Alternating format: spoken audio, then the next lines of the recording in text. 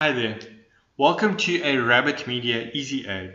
Today we're going to show you how to access your web hosting's control panel.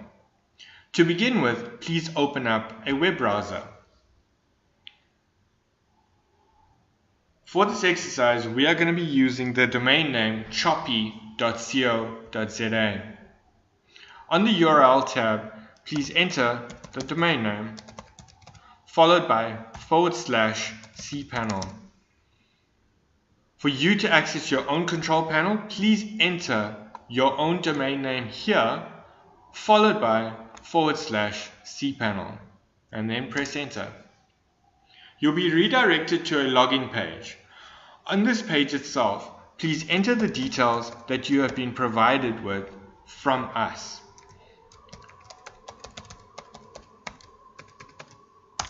And press enter. You have been successfully logged in to your control panel. Thank you for watching. Goodbye.